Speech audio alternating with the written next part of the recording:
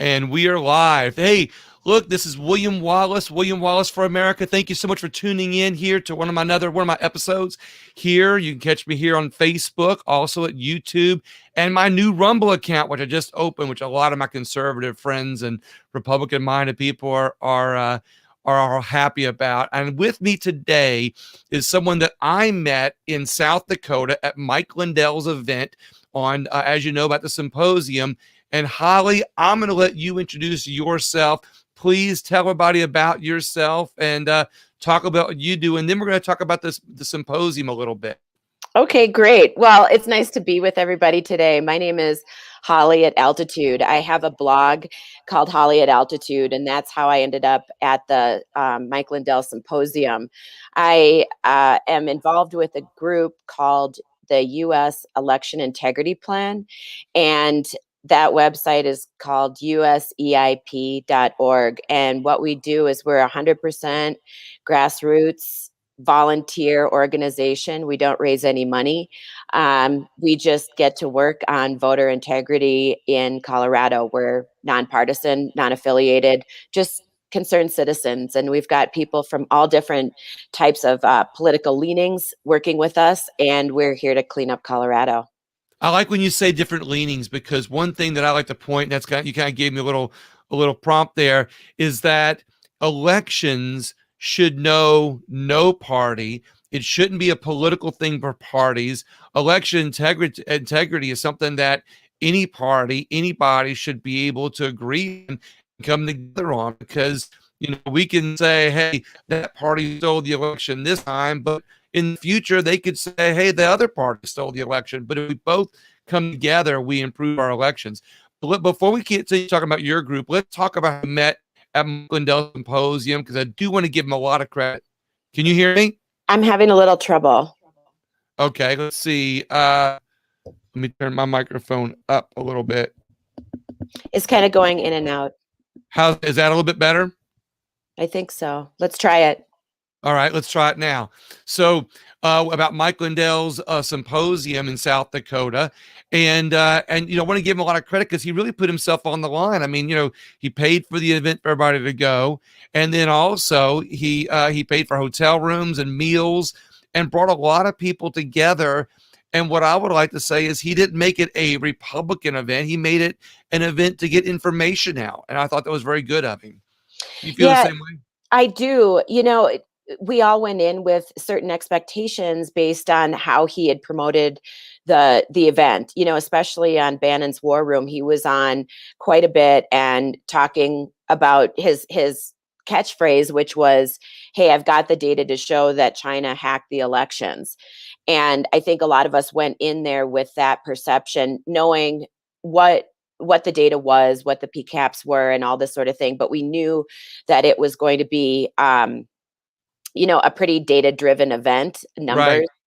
And the two things that happened that I thought completely turned it around and made it a success was, first, the news of Tina Peters coming out. And even more than just Tina was the idea that now there was a face and a person that we could all start relating to, making the connection between the impact of the data and a person and the county, that the fraud had happened or the evidence was really starting to connect to.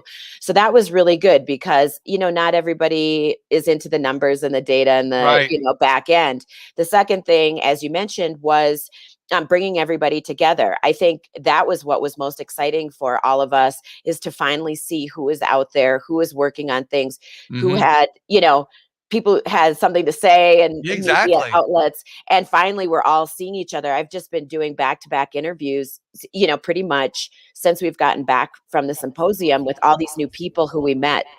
Yeah, exactly. Like I said, that's one of the things I was excited about, was that when I met you, to find out that, it's here in Louisiana, we have lots of groups that are doing lots of different things with integrity and, of course, education, critical race theory, all the hot topics.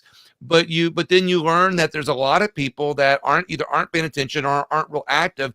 But then one of the things that I learned at the symposium was that there's a lot of groups like you that are out there that are working really hard, to improve our elections. And I'd like for you to take that opportunity to tell people about what exactly your group is doing, how you all got started, and exactly what you all are doing. I may interrupt a little bit, but I want to let you have a lot of word there on how how you all got started, and what you all do. Well, we got together in a very organic way.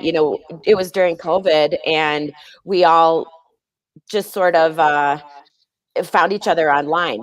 Most of us Yeah. were living our lives online, and we stood our organization up pretty quickly. It was really organic, and we run it like a startup. It's sort of run and gun, and it's pretty intense for a lot of us. We've had a lot of people burn out. It's tough. It's tough work, but Yeah. it's also really fun. So what we did is we just kept everything very quiet, and we took a bunch of data that's publicly available in Colorado, and we have an absolutely amazing data team.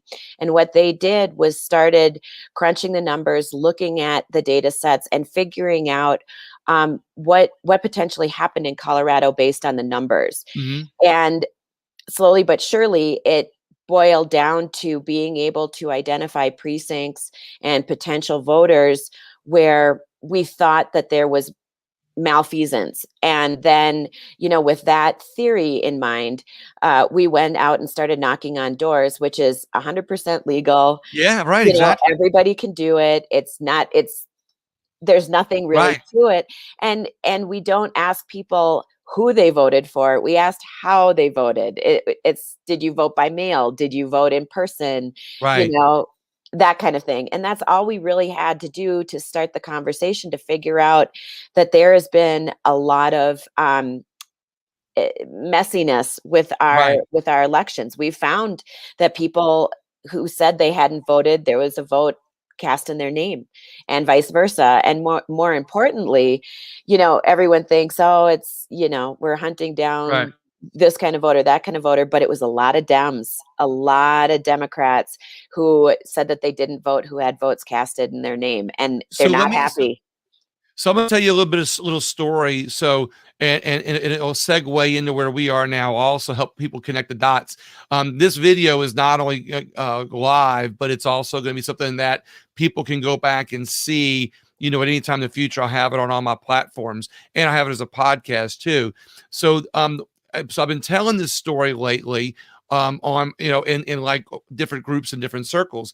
I ran for office about 2.5 years ago, and I was able to get the public list that you're referring to. You call the Secretary of State or the GOP or the Democrat Party, and they'll send you a list of voters in that precinct or the area where you're running. So what I did was, when I got that list, as a matter of fact, I may have it here nearby here in a second. I'll grab it.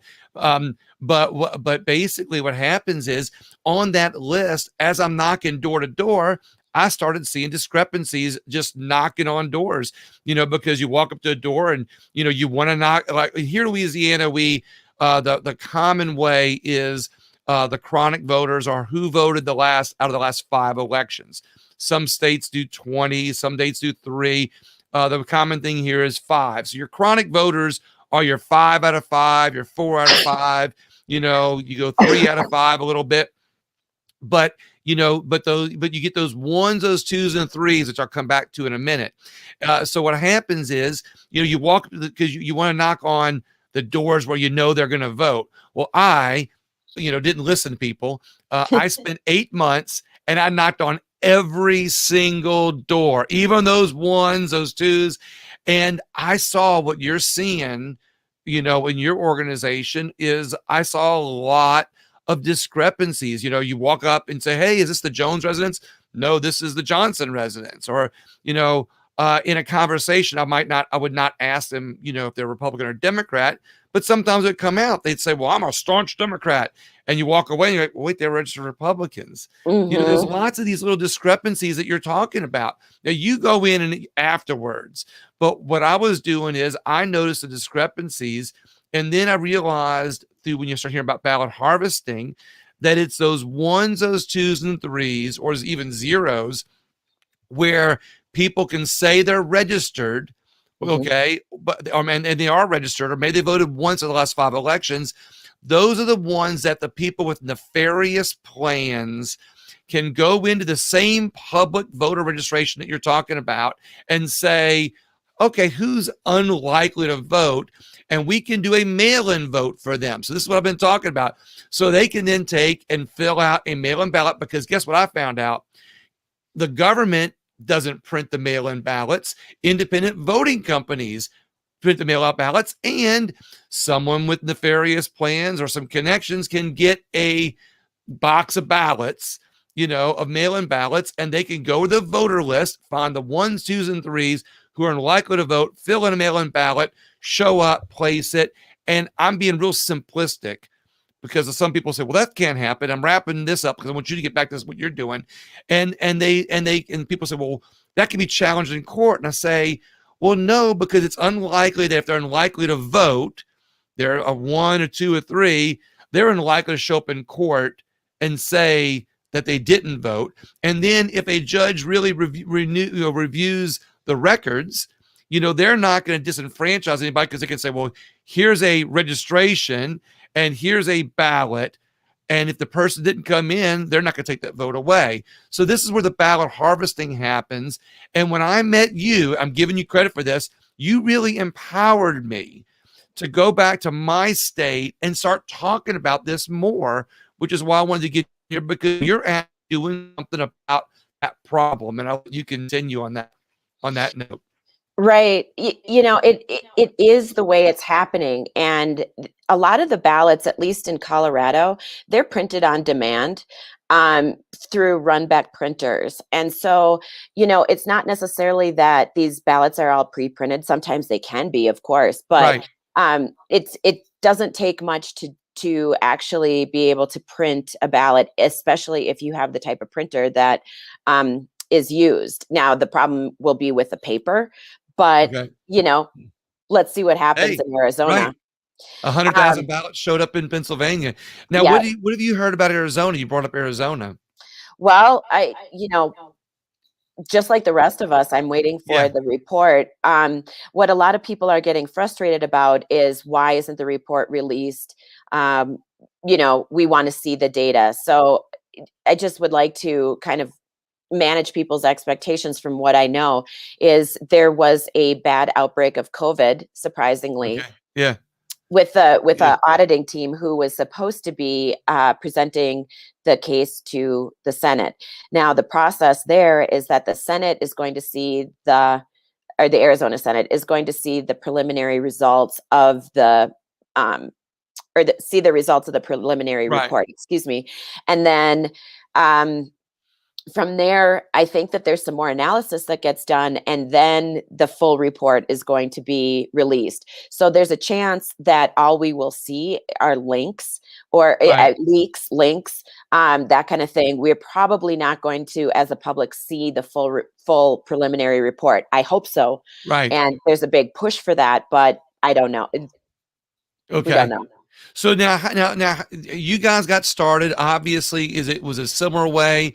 I'm kind of going back over a little bit, because I really like what y'all are doing. I want you to emphasize that a little bit more about how, what got you all started, and how does your process work, and because I know you like to share that information, but I also want to say something you said there, which I like, is that, you share it to people who want to use it in the right way. And you want to do this where people use this for, to improve their precincts and their counties, and not for profit. I do like how you said that you don't want people to profit from this. You want people to benefit from this. Right. What you're talking about is the US EIP playbook. There are 2 folks who really took the lead from our group to actually put this together. I'll give Ash and Tamara a quick shout out. But what they did is basically assembled all of our information, hard knocks, lessons learned, and ways to streamline our process for other folks. I mean, why reinvent the wheel? And, of course, there's some discussion around, well, should you really share this? And our feeling is, yeah, we should. And if the Yeah. opposition gets our playbook, well, fine. They can't do what we can do because we have the truth on our side. We have the honest people who want to make a difference, and they don't. Yeah. They've got astroturf people. They have to pay their volunteers. Right. We don't because we just We're are there passionate in to our work. country. Yes.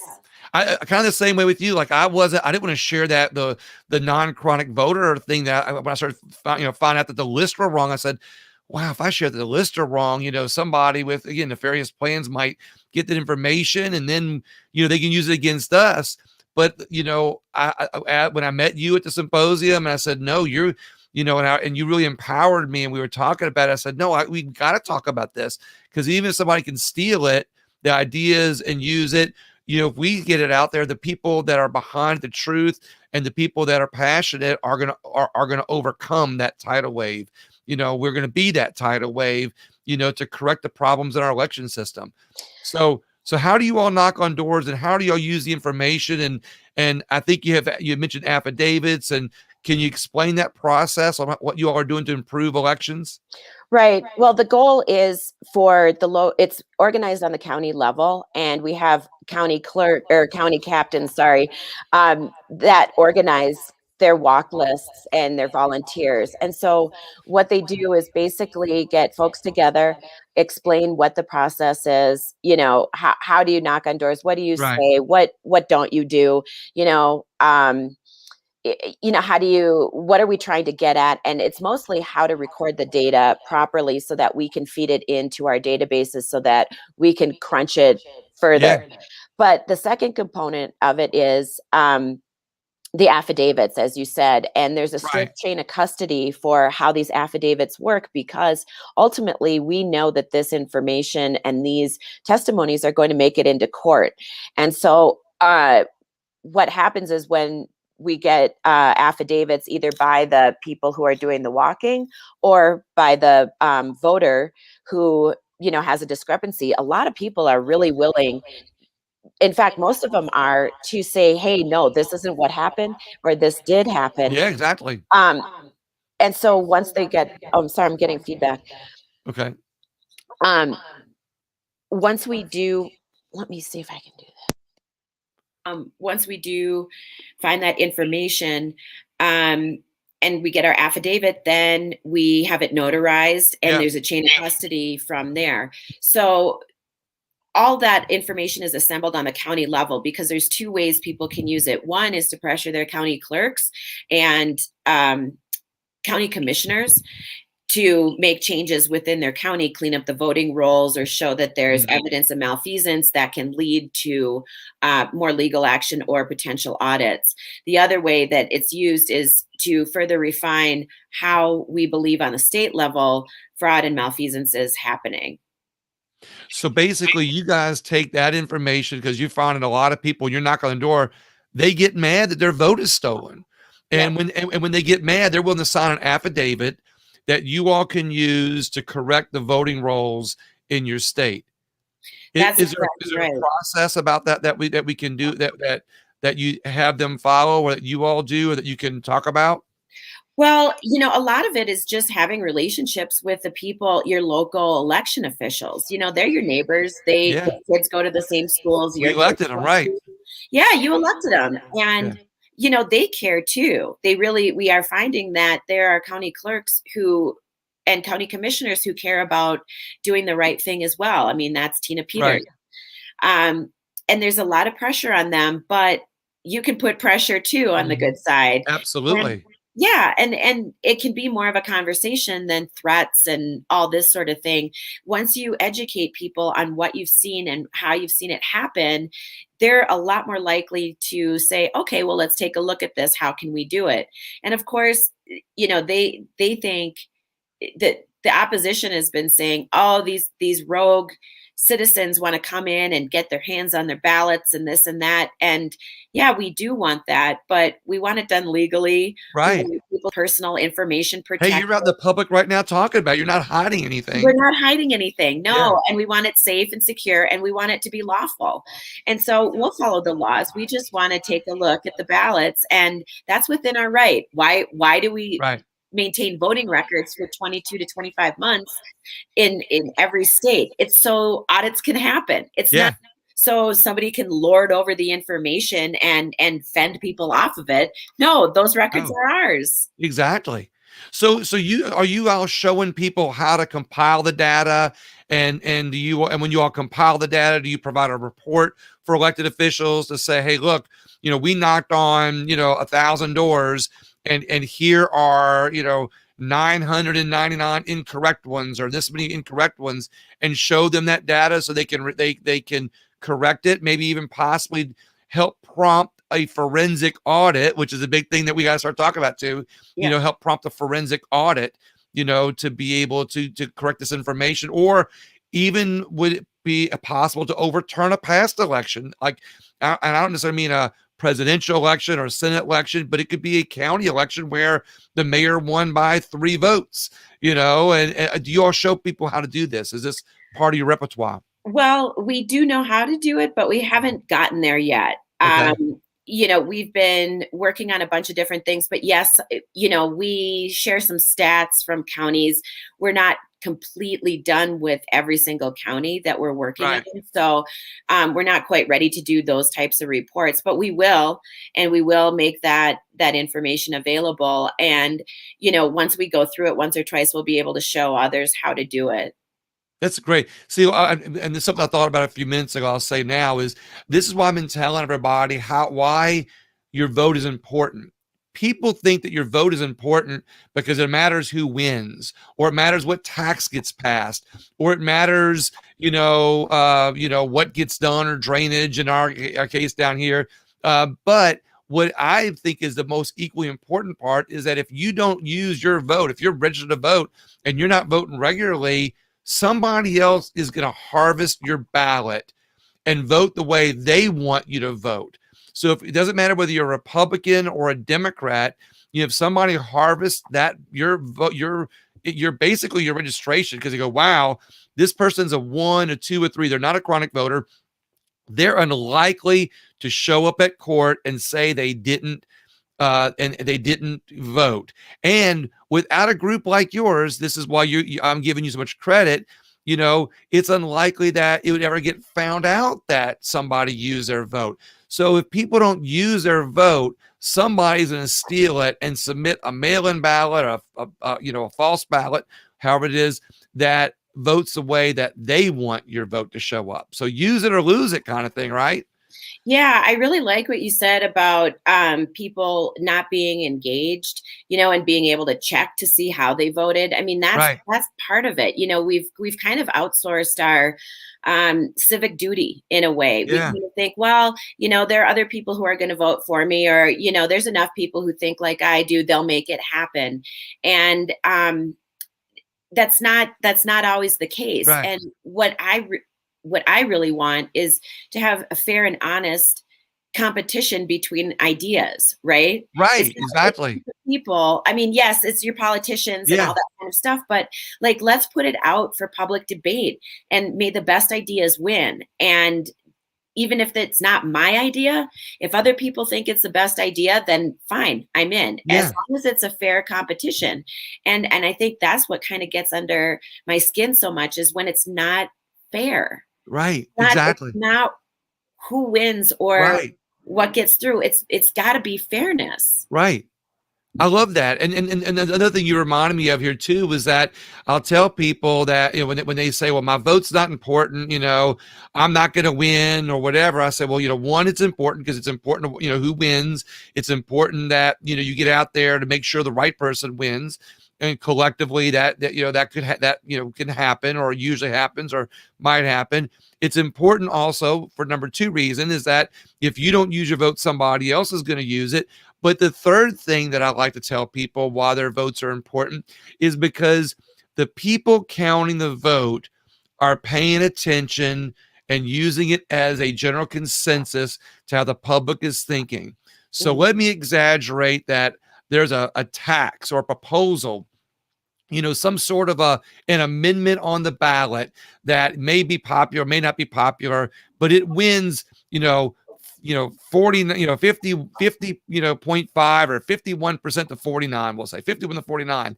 Well, it doesn't mean that they feel all confident because they won, or the government gets the tax, or whoever was pushing the amendment doesn't feel they win.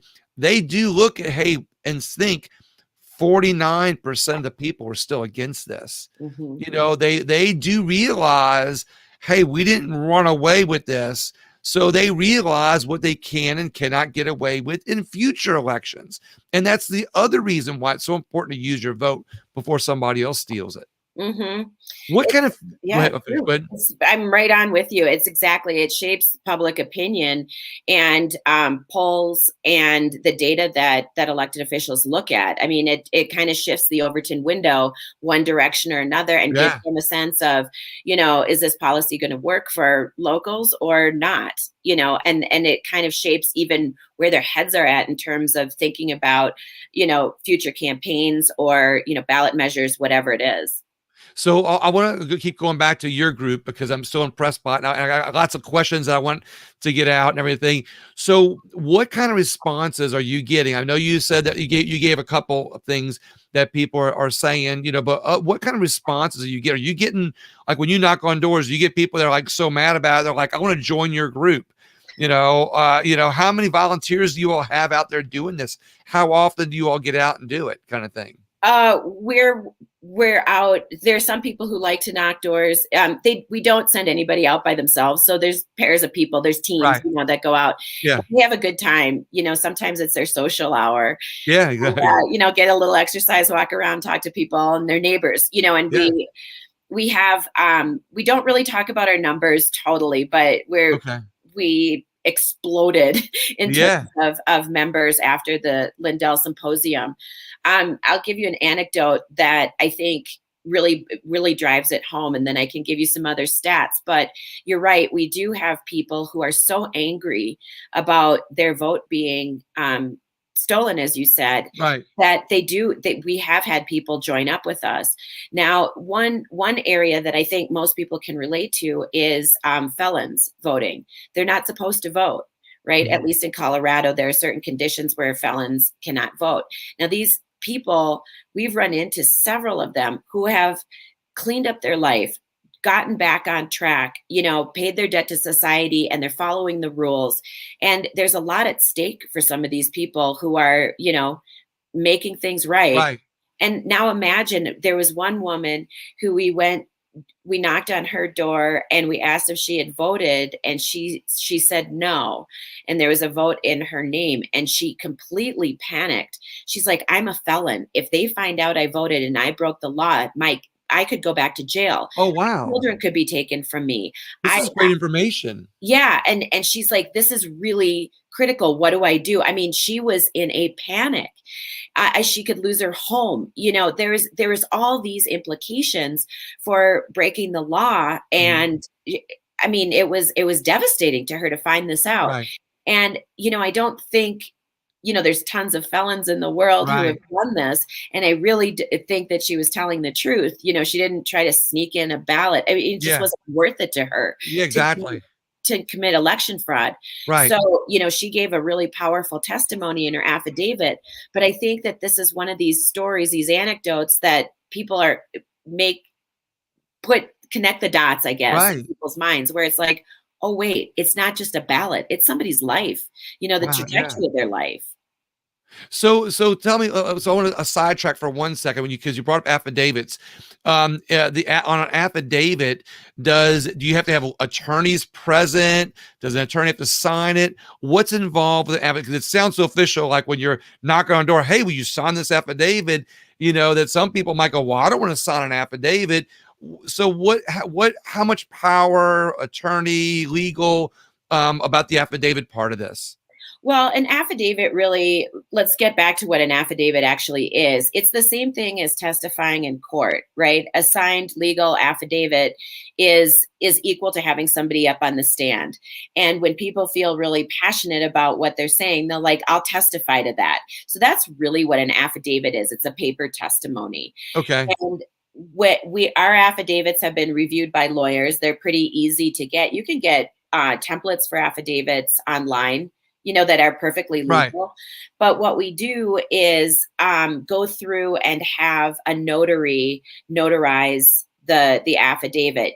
Basically, yes, it was filled out by the person. It was filled out by this legal Right. signature. The person who handled the affidavit has been in Yeah. control of it from the time it was signed until we turn it over to, the lawyers, that kind Yeah. of thing. And that's all it really is. I mean, that's what people have to remember is an affidavit is just telling the truth on paper. It's nothing Right. that's going to get you in trouble because it's just your word, your signed word. Especially the case of that felon, they're going to sign that affidavit because they want to say, no, I did Yeah, not vote, yeah, or somebody exactly. just passionate about their vote being stolen, Hmm. you know. So you got so you how long have y'all been at this? How long have y'all been at this? Since November 6th, Oh, oh 2020. wow. Not very long.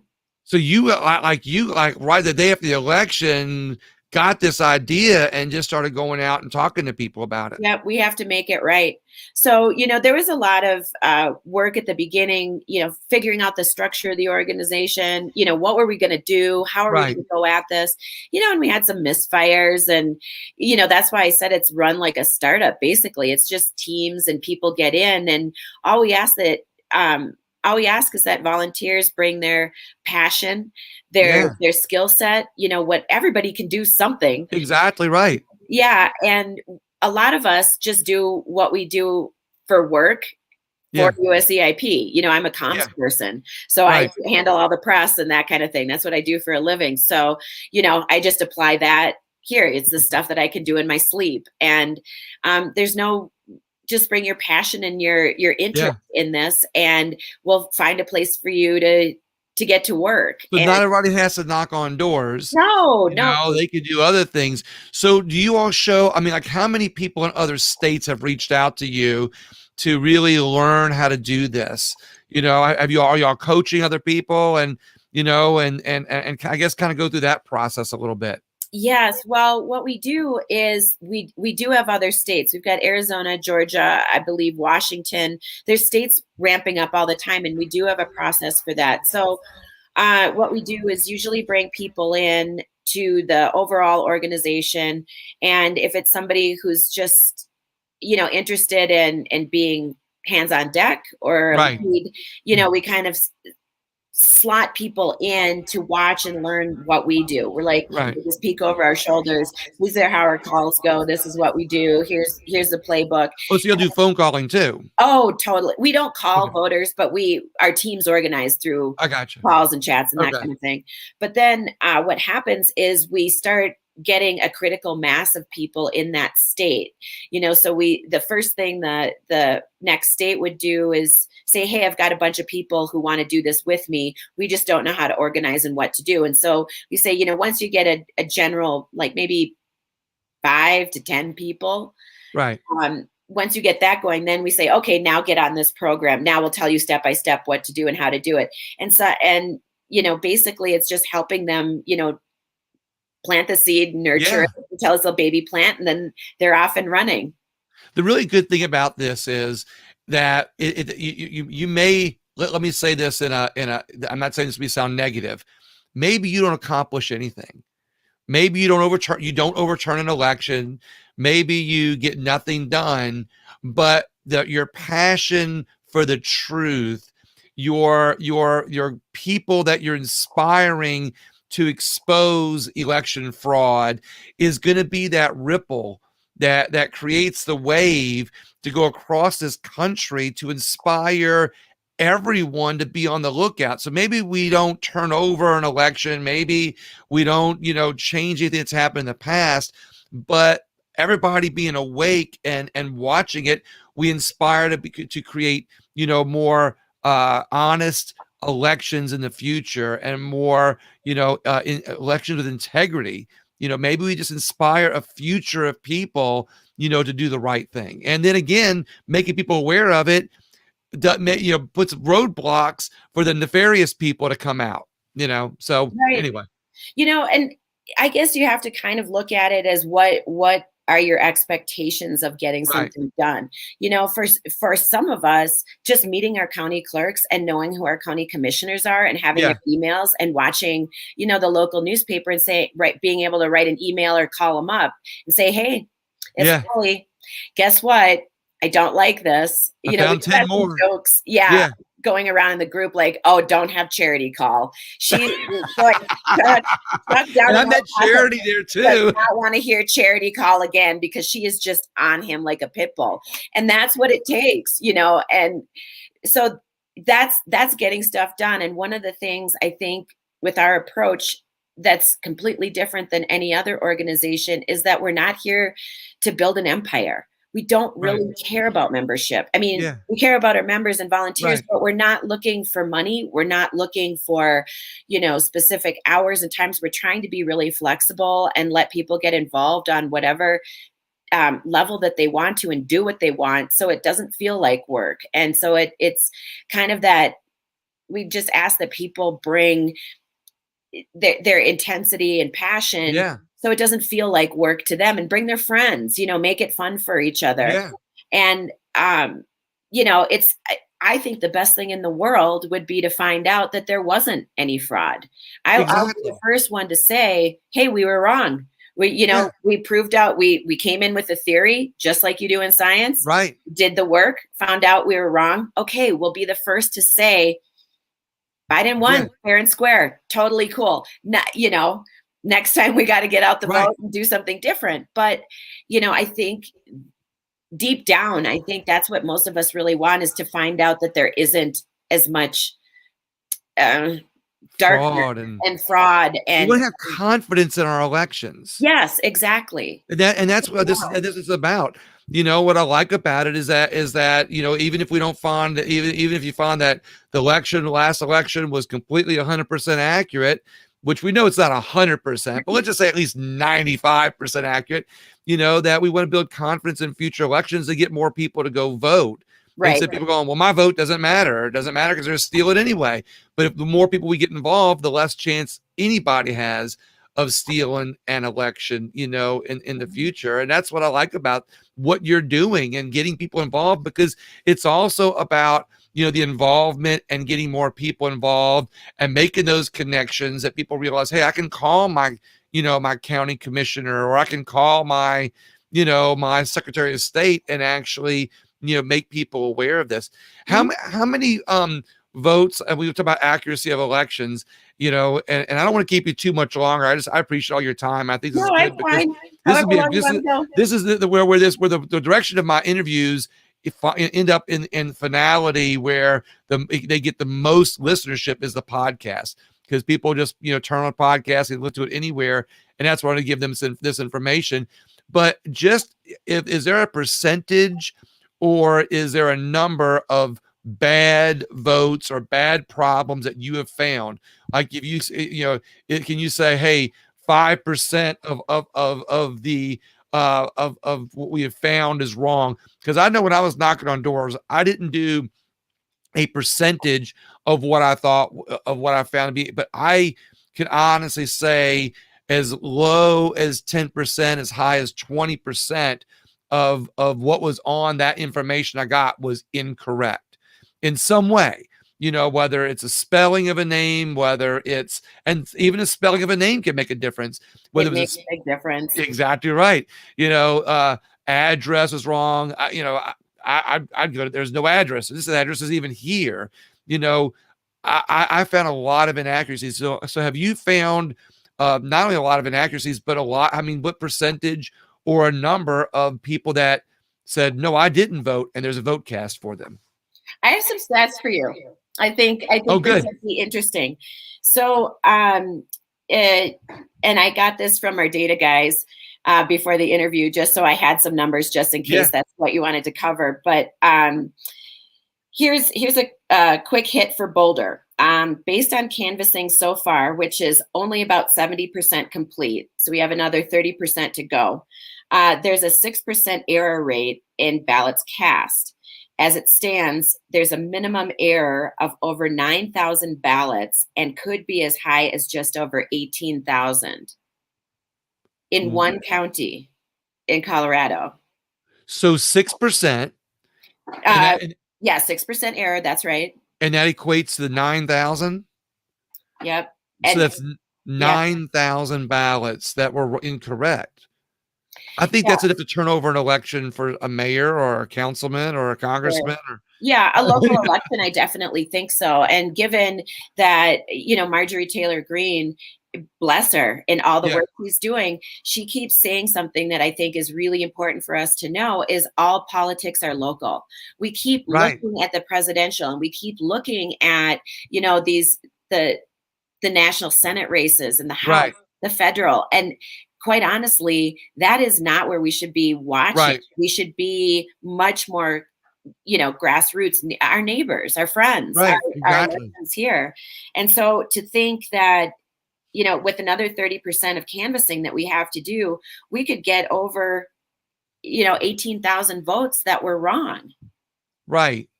Exactly. It's Well, not what's right. interesting about that, like you say, all politics are local, and the reason why I keep saying bring it back to local is because not only all politics are local, people think more local. People could be mad about the national election all they want, and sure, we want the correct person to be president. But the reason I say it like that is because I have a lot of Democrat. I say a lot. I have Democrat friends. I've got Me people too. who hated Donald Trump, and they love it's not that they love Biden, they just hated Trump or whatever the combination might be. They're quick to say, well, you're one of those people that wants to turn over the last election and it was accurate. And the best way to prove that we have problems with our election is showing them that, hey, the councilman that you wanted or didn't want is in office. And people can think more in terms of, oh, wow, you know, Hmm. that's that. I really didn't want that councilman. Or, when you show them on a local level, they're not as enraged about, a local person that got, that got robbed. But when they talk about the national election. So, and then of course, when you start talking about the national results, people get very defensive, either ideologically or because they're passionate about who was in office the last time. Hmm. And when we just showed them just raw data, hey, we canvass the neighborhoods, and it doesn't matter how they voted. This person didn't vote, but it's recorded that they did vote. Do you want your vote stolen? Either way, and Hmm. people can keep it's bite-sized pieces, I guess, is a long way of saying it. Yeah, I think you probably run into the same thing I have with my Democrat friends, right? Maybe on a national level, we don't see eye to eye, but Right, I mean, fundamentally, on a local level, we're a lot more aligned than we think because, right, nobody wants more taxes, right? right. And most of my damn friends say the same thing. They're like, Exactly. okay, we're Yeah, on par with that. And then to think that our opinions, our collective agreed opinions, may not be heard because somebody is in office that shouldn't be right. in office. You can start to see it. I mean, I don't know how many conversations you've had with people from the other side of the aisle where, if you really take time and talk through things, and listen, do a lot more Right. listening than Yeah, talking, exactly. you see eye to eye. You're like, oh, we're really Yeah, not so different. yeah, And exactly. that's it. That's all it is. We're just not that different. And I think that there's a real push in this country to make us feel like we're so different and we're so alone and isolated Right. and that sort of thing. And it's just not true. Exactly right. No, you're exactly right. I mean, look, I have some Democrat liberal friends that I like more than some of my Republican Yeah. friends. I mean, I'm exaggerating a little bit to make the point, but I have Democrat liberal friends that are actually more conservative than my Republican friends say they are. Yeah. And so, but when you sit down and talk ideas and you talk beliefs and what you want, you realize how much you've got in common with some people that may be screaming the liberal ideology, but they don't realize that they're really more like us than they would like Yeah. to believe. And so and when we talk about those, everything on a personal grassroots local level, we might actually agree on which way the presidential election should have gone or may have gone had we had accurate, fair elections that nefarious people didn't get away with stealing because we're too busy fighting about, things that we don't agree with, and instead of focusing on the bigger things that we do agree with. Is Right. that It's so true. I mean, and that's the thing. It's really hard to get, all whipped up and mad when you're talking face to face, seeing somebody human, when yeah, things are, right near you. Um, people's defenses go right. down. They're more willing to talk and listen, and that's why I think local politics is so critical, and doing this on the local level is because that's where the cooperation happens. That's where the unity and the community can knit together to figure out as a group, how do they want their town, their city, their Right. county to work. And I feel like that's one of the big breakthroughs that we're having with USEIP. What a couple more quick questions, and then we'll start wrapping up. One is that what's the mix in your group? Do you find that in your grassroots group that it's mostly conservative minded, Republican minded people, or is it half and half? Do you have a healthy blend of everybody from all walks of life? We do have a healthy blend. What I've seen lately, especially in membership and in the chats and stuff that we have, a lot of people are going deregistering from the parties, either Dems or Republicans. There's a stat here that I have, which we've been trying to use with, the major parties in Colorado, is both parties are just bleeding Oh wow. registrations. I mean, Yeah. absolutely bleeding. Let's see.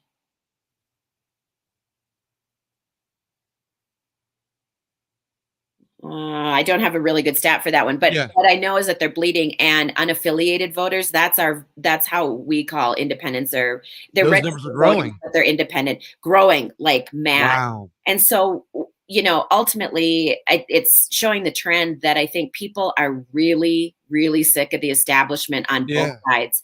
And a lot of the libs in our group have said, I'm liberal, but the party left me. And the conservatives, Same thing the conservatives say. yeah, same thing. And they're walking away and deciding like, hey, I think we can do this better. And so, that's the big trend I'm seeing. The libertarians, yeah, there are some passionate, hardcore libertarians in our group, but they just don't seem to get any traction in Colorado. It's just a little, I don't know. I Right. feel like, they're working at Yeah. it, they're trying, but they're I not. thought Colorado was all libertarian. Yeah, no, they're not really getting anywhere. And then, the really hardcore Democrats, there just aren't that many of them. I think that Right. the number of hardcore liberals in this state are much fewer than it feels like, because they're loud, and Right. they've been able to take the megaphone. But the numbers just aren't proving it out. So what I'm trying to get at is have confidence. If you feel like you're overpowered and overnumbered, my big guess is that the numbers just aren't proving it out. You're not as blue as you think you are. You're not But it as red sounds as like you your might think you are. grassroots, yeah, it sounds like your grassroots effort well, and it's funny you say that, because real quick, Louisiana is supposedly a red state, but we have a very Democrat, liberal-minded governor. Yeah, But to your point, it sounds like your grassroots effort is not only exposing the fraud that's going on, and the ballot harvesting that's going on, and the vote stealing that's going on, and the inaccuracies, but it's also bringing people from all sides together in such a way to just bring election integrity to your state, so everybody can benefit on all the things that we have in common. right. It is more of a unity thing, to tell you the Yeah. truth. And I think one of the things that made us so successful so quickly is that everybody was just aching to see people. We had been so isolated for so long. Right. And so the meetups are hyper popular. I think Exactly. people Yeah. are just psyched to talk to people and talk about things that they're passionate about. I Right. mean, some of the meetups are really funny. They're just like a beer drinking group, and they're just like into it. And then other groups are just super, Yeah. focused and serious and that kind of thing. And each county kind of has a different personality with their group. So I really like it. I think it's fun to see how everybody does their own thing. So speaking of this, what do you what's your recommendation if somebody in a state that's watching this, somebody wants to say, hey, I want to start a group like that, Mhm. or I want to do that. I want to, find out where the election problems are. I'm one person, I'm one of two, I'm one of five, I'm one of 100. My friends are talking about this. How does somebody get started in their state if they want to do something like this? What do you recommend? Okay, so if they're in the state, I would think about it more on the county level because Okay. that's where you can be most effective with the fewest amount of people. So come to useip.org, download our playbook, or you can read it online or whatever, and get an idea of what you're in for organizing and doing this. What I think you'll believe. If you send me your information, I'll post that. Okay. Yeah. Yeah, what you'll see is that it's not as daunting. You're kind of Right. like, where do I start? What do I do? Well, Yeah, exactly. we give you the 1, 2, 3 in a playbook so you can figure it out. And then you can kind of say, okay, now I need to get probably five or 10 people. Right. That's all I need. That's And easy. yeah, it's easy. Right. I mean, a family could do it, Right. Yeah, yeah, I like that. I like that. Yeah. Yeah. And so then start going from there, and then you'll figure out, we'll help you get the data that you need to make your walk list. We can help you with that. We're basically here to be training wheels for Yeah. everybody. Yeah, Right. I mean, we're kind of a training wheels Yeah. organization, and so I we like that. point you in That's the right good. I like that. direction. We'll get you going. And what you'll find is when you tell people this is what you're doing, they're like, "Oh, that sounds kind of cool," and more people just keep coming in. And we go out and walk in different counties, just to help those Right. county captains if they need some more people or this or that. And it's just a massive network of really cool people. You find your tribe within a bigger group. Right. Yeah, exactly. Yeah, and it's fun.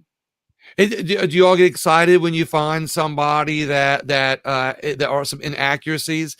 Do you kind of, I mean, I say not excited because, hey, that person said they voted and they really didn't vote, and you're excited that their vote got stolen, but that you're excited that you found an inaccuracy to report, or are you guys, when y'all leave a county, you go, hey, we didn't find any inaccuracies?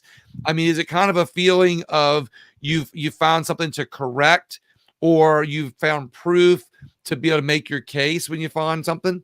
I keep thinking of all these other questions. Sorry. Yeah. We are excited. I think people, especially when they first start doing door knocking and walking door to door, they're surprised at how much is there. Yeah. That's the first shocker that everybody has. And then the second thing is kind of leveling up to say, okay, on an individual level, I've gotten this emotional attachment to what's happening in terms of trying to do the right thing. And Right. then it starts becoming more of a group goal because we're tracking, what percentage of each county is complete, like Yeah. the telethon thermometers, Yeah. I love it. I love it. yeah, that's kind of what we do. And so then it becomes a group goal. And, people get really pumped about working together towards a shared goal. And so it kind of goes from that individual level of, I found something, I found an Easter egg, Right. to, oh my gosh, we're almost done with a full county, Oh, wow. that kind of thing. So Yeah. it kind of transitions as you do it. So now, are you guys gonna make a report to not just your Secretary of State, your county commissioners? Are you guys bringing more elected officials together and saying, "Hey, look, put them on a mailing list. Here's what we found." Are you all doing more of that? To be able to, I guess, to call out the elected officials in a positive way so they can be more involved. Yes, we have one representative here in Colorado. He's a state rep. His name is Ron Hanks. He's the one guy who is talking consistently about election integrity. And, there's a lot of people fighting Yeah. against him. They do not like this topic. The establishment does not like it. Right. And even the GOP has kind of ostracized him in terms of just saying, hey, don't touch that topic. Right. And he's a juggernaut. He's sticking in Yeah. there. We are all behind him. And what happened is he was at the symposium as well and met Oh. all of the other elected officials. Wendy Rogers from Yeah. Arizona has been, just gotten involved, rolled up her sleeves, and there's a bunch of them. And Yeah. so now that they have this caucus, I think one of the best things that we can do with our data in Colorado, as you're talking about these, rolled up reports and this, what we're going to do is equip Rep Hanks with that information so he can go inform that group. Because what we did find out, kind of what you noticed, is that Colorado is so much farther ahead than any other state in terms of canvassing and validating the data, that what we believe our data will do is equip these legislators to be more bold, to be I talking got about you. it, to actually have proof positive in a dossier that's easy to understand in order to make change in their own states. And, what we could all do in terms of helping our legislators is to equip them with the data, equip them with Yeah. numbers and the stories and the anecdotes, because that gives them confidence to make change. Now in Colorado, we have the super majority blue. So, we're doing the best we can in the face of knowing that the legislators aren't really going to budge because they don't want to. Yeah. So They don't what? care. We're just going to keep going, and we're going to take it to the courts. We are going to be in court, and we are going to fight this legally, When you because when it's you when you not going to end. So when you finish about Colorado, you can and you take this to court, and you can say, look, this is 6%. In Colorado might mean 1 million votes, right? Or however many votes it means.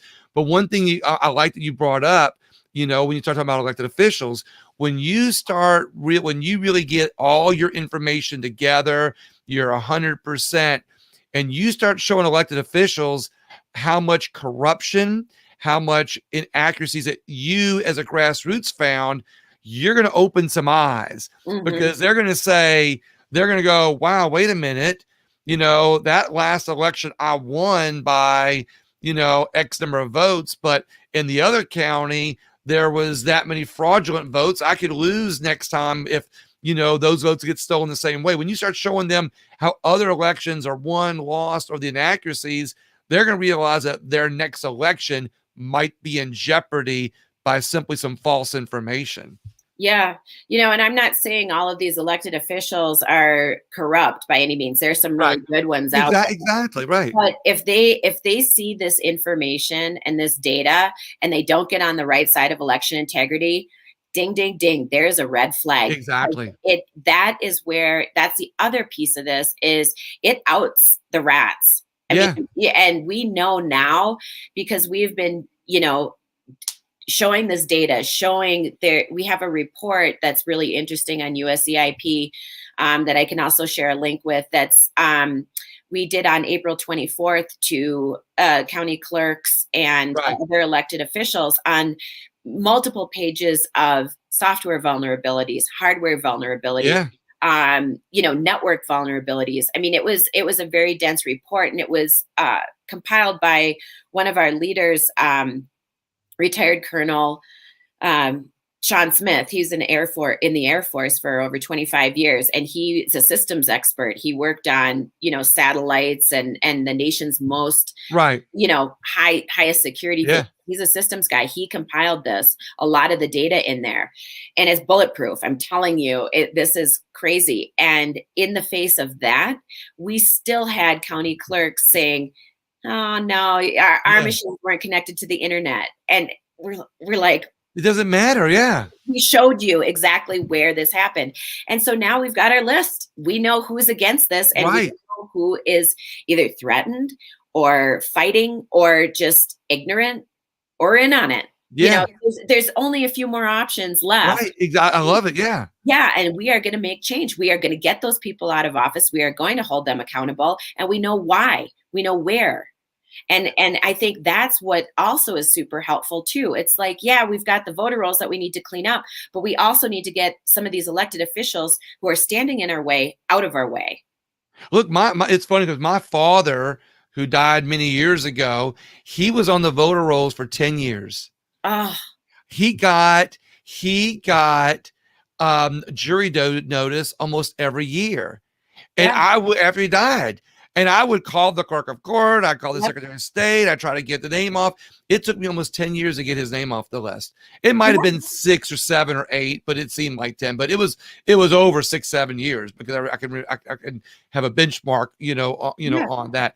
But you're absolutely right. This is the type of community effort when we the regular ordinary people get together, go find the information, because the other reason why elected officials, and I keep thinking of all these different things that I think our listeners who listen to this show are going to want to hear, is that the elected officials, Democrat, Republican, it doesn't matter. The reason why they ignore it is two things, I think. One, they don't want to be perceived as disenfranchising anybody's votes, because the second they say I have found inaccuracies, they might get seen as someone who's trying to just disenfranchise some votes.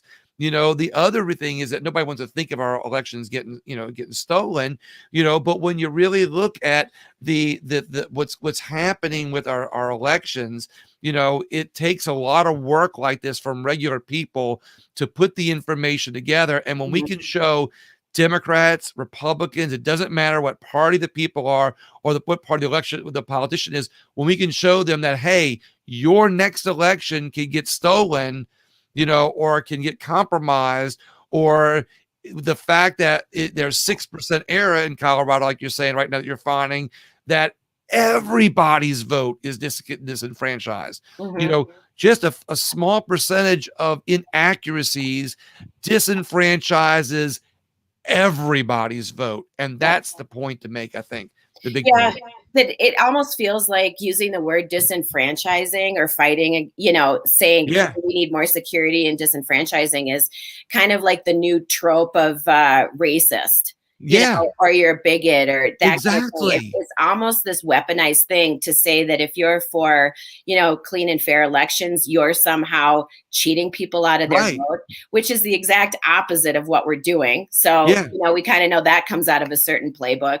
But the other thing I think that we all struggle with, I'll probably a lot of the people who are listening now, and you too, is the people who just will not believe that there's a possibility that there was election fraud. And I think it goes to a pretty deep emotional place in terms of when we believe in our institutions and we believe in our courts and our laws and that sort of thing. When we're let down by that, I think there's a deep sense of betrayal, and it's very emotional, very painful. It's like, finding out your lover has been cheating on you.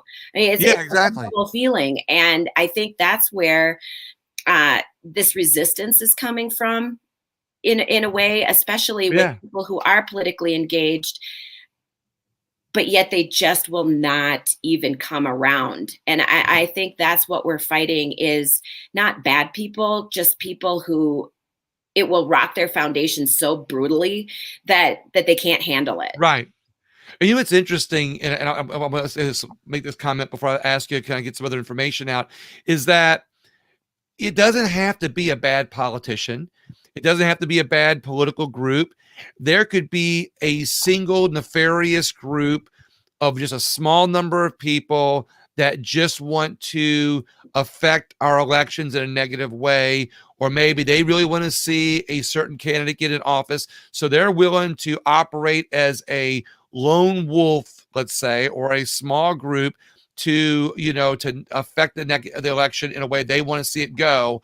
And they might be operating outside of any elected official. So you're right, that confidence, that betrayal that voters can feel is one that also an elected official could feel, which is another reason to bring more people together on the side of good, which is what your group is doing, is just doing a good thing by exposing it and recording it in a legal way and making it public, so people know that you're not operating behind the scenes. You're actually being somebody that's exposing and shining the light on the evil that's going on. And if you don't have a comment about that, I want to give you an opportunity to say if there's any other information or statistics that you had that you wanted to share that you haven't had that opportunity to share yet. Oh, geez. Let me just quick look at this.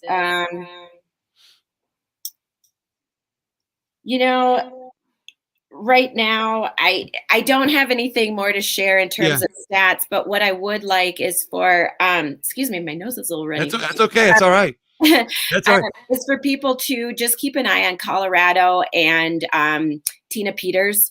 She is going to be the tip of the spear for what's happening in the rest of the nation.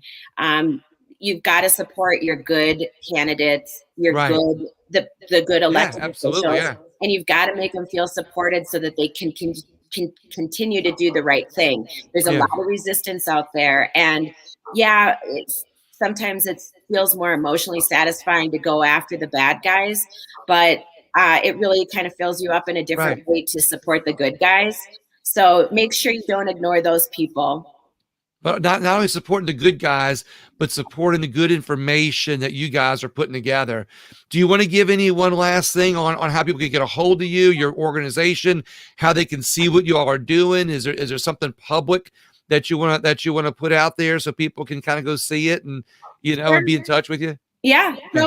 go to usceip.org, U.S. Election Integrity Plan. There's plenty of things there to look at. It's mostly Colorado focused right now. I mean, we have other states in there, but Right. get signed up. There's tons of information. There's good news sources. And my personal blog is Holly at Altitude. I do deep dives on basically investigative reporting on Colorado. Okay. My feeling there, and this is something that everybody else can participate in too, is to vet your local officials, vet the people locally who are running. I Right. think for too Yeah. long, we've let just nice guys get in or not even really looked at who they are. And that's how we've gotten in the bind we're in now. Right. Exactly right. It's supporting the good, exposing the evil, and community grassroots efforts like you guys are doing out there. And I gotta tell you, one last time is like when I met you, in South Dakota, I was really impressed, by what you guys are doing. I was impressed by your group. I know we had Charity out there and Yep. Sean out there, and I was just really impressed by the good people that you've got around you, and vouch for the fact that talking to you all that you're just trying to do the right thing regardless of party or ideologies, and just trying to do the right thing for not only your community and your state but for our country. I really appreciate that. Yeah, thank you very much. It was really fun to meet you too. And next time you should have Charity on. She's a good one. She's really a powerhouse in terms of community Oh organizing, yeah. and also Ash. Those two together would be a fun interview. They're Well, fun. here's what we'll do. We'll make a commitment, sometime soon in the future, as either when you all get the counties done or when you get the state done, that we do another show with everybody on there. Whoa. And we do a big show where we got, as many faces on this on our StreamYard interview that we can, and let everybody talk about the good things that y'all done. And we find some people, some libertarians, maybe a Democrat, bring everybody on, but especially Charity, because she's awesome. Yes, I was talking to her late last night, and she cracked me up. She was so funny. Yeah. Yeah, and that's the thing. You make new friends, and they're Yeah. really it's fun. I mean, Yeah. we have a blast with this. I mean, Yeah. we're laughing all the time at all the stupid stuff that happens, and it's not like, Oh yeah. Oh, I get it. When I was knocking on doors, Yeah. and sometimes I'd find some information and I go, I'm walking away, and sometimes it's funny, sometimes it's sad, but you know what? I kind of wish I had a big group to share it all with. Yeah. So, well, True. Holly, Yeah, just keep spreading the good news and doing what you do. We really appreciate it too. thank you very much, Holly. Well, I'm going to sign off here in just a second. Thank you so much. And thank you everybody who tuned in the show, and people could go back and listen to this, in weeks and months to come. And let's start that ripple effect to get more people to expose the truth. Excellent. Holly, thank you so much. Now I'll call you later. All right. Sounds good. Thank you. Have a great day. Thank you very much. Bye, William. Bye. Bye.